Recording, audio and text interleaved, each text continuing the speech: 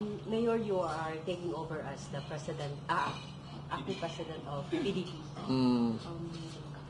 What will happen and Oh, well, I will assume the position, of course, because there will be nobody left. So, I will take this opportunity.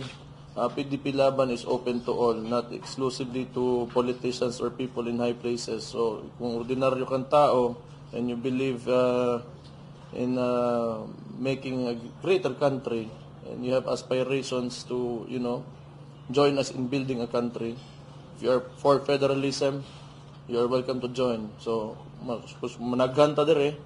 Kung mas marami tayo, mas okay to. are you saying? But I haven't talked to Robin Padilla yet. I do not know the details because this happened without me knowing. But it's okay. It's okay. Yeah. Wala nang problema with Senator Robin Padilla. I don't think so. We're very good friends. In fact, kung saan man siya, kung ano man desisyon niya sa kanyang politika, nandyan ako. Because 2016, magkasama kami sa Hong Kong and he supported the presidency of my father. So, I will always be loyal to Robin Padilla. And I will go wherever he goes and I will always support him. Mayor, going back to you've mentioned federalism. Can you say that the PDP is working on it? It's one of PDP's thrust actually, but not really that alone. But I'd like to give emphasis to this. Kasi ngayon, that is why all of this is happening. Kaya the national government has too much power because of too much centralization eh. That's why they have control of the police, di ba? Kahit ako dapat pumili ng city director, sila nag-aano kasi hawak nila yung police. Yung presidente lang makakautos talaga ng chief PNP. Siya naglalagay. So,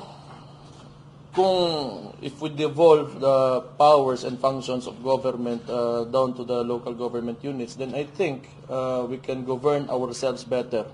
Kaya nga, may problema tayo ngayon sa, I think, in how we view governance dahil dyan. Because malayo yung national government. It's in Malacanang. It's a 2-hour plane ride from Davao City. And I'm sure they do not know kung ano yung gusto talaga ng mga tao dito, ano talaga yung, what is the culture, and how we identify ourselves as Davaoenos. Hindi nila alam yan. So that's why they introduced candidates and they backed them heavily, this recent elections, and yet they got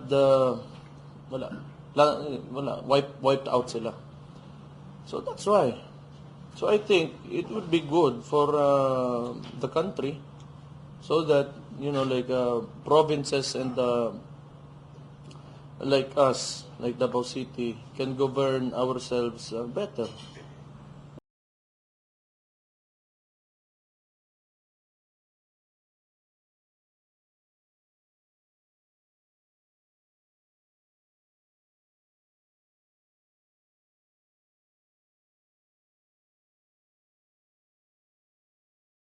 I am not a Filipino for nothing.